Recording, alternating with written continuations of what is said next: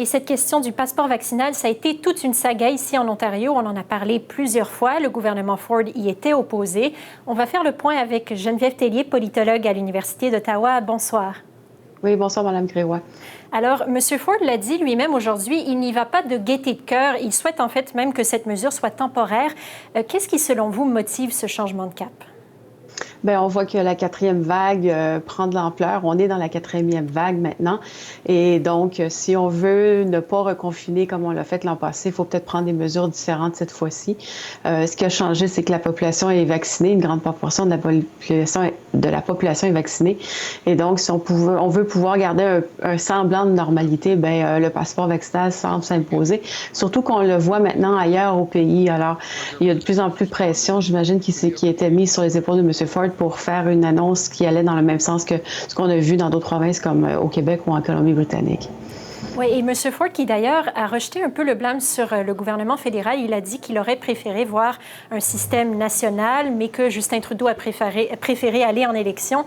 Et d'ailleurs, ce n'est pas la première fois qu'on entend ce genre de rhétorique. On l'a entendu plusieurs fois pendant la pandémie, M. Ford qui rejetait un peu le blâme sur Ottawa. Qu'est-ce que vous pensez justement de ce point de vue-là?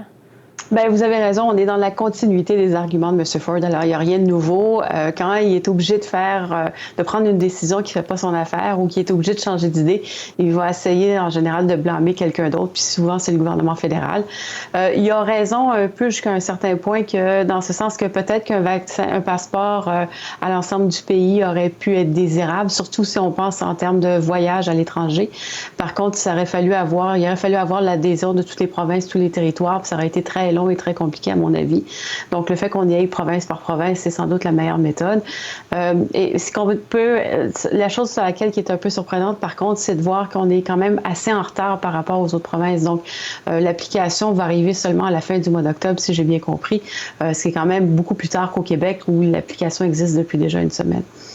Oui, justement, on se doute qu'il y aura des insatisfaits du côté de ceux qui avaient mis la pression pour qu'il y ait un passeport vaccinal rapidement. Comment est-ce que vous pensez que ça va être accueilli par la population? Parce qu'on voit aussi de l'autre côté des manifestants anti-vaccins. On en a encore vu aujourd'hui à Queen's Park se manifester. Qu'est-ce que vous pensez? Oui, c'est ça. Je pense que l'ensemble de la population va être d'accord avec le passeport vaccinal. Puis l'argument qui dit que la majorité des gens qui ont été vaccinés n'ont pas à payer pour le choix des autres qui décident de ne pas se faire vacciner, ça, c'était en général bien reçu dans la population. En plus, bien, c'est le retour à l'école, c'est le retour au travail. Donc, on s'attend à ce que les cas augmentent. Et donc, on veut minimiser les hospitalisations, les décès. Par contre, c'est sûr qu'il va rester des insatisfaits et on les voit de plus en plus. Ils se manifestent. Ils vont, par exemple, devant les restaurants, devant les terrasses, ils harcèlent un peu les clients. Alors, est-ce que ça va les apaiser? Probablement pas. Mais on va voir aussi avec la sévérité de la quatrième vague, s'il y a de plus en plus de cas, peut-être que d'autres gens vont décider de se faire vacciner. Et en terminant, peut-être un mot sur M. Ford lui-même. Ça faisait quand même un moment qu'on ne l'avait pas vu. Est-ce que vous pensez qu'il va retourner dans sa cachette, si on veut? Est-ce que c'est lié aux élections fédérales, selon vous, ce silence de M. Ford ces temps-ci?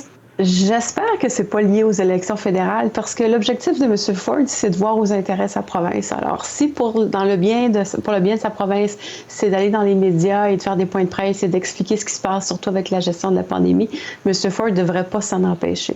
Maintenant, est-ce qu'il veut intervenir directement? On lui a posé la question aujourd'hui en point de presse, puis il dit, vous savez, moi, je peux travailler avec n'importe quel gouvernement en place. C'est en général la bonne réponse à donner quand on est un premier ministre provincial. Et donc, M. Ford ne devrait pas avoir peur d'intervenir publiquement. Par contre, on sait qu'il n'y a pas une relation d'amour extrême avec les médias. Alors, on sent que c'est l'ancien Doug Ford qui revient, qui est un peu méfiant vis-à-vis les médias, les journalistes, et qui préfère moins se faire voir que plus se faire voir. Donc, est-ce qu'on va le voir? J'espère que oui. Est-ce qu'on va le voir à tous les jours? Ça me surprendrait beaucoup. Très bien. Merci beaucoup, Geneviève Tellier, encore une fois, d'avoir fait le point avec nous. Ça fait plaisir.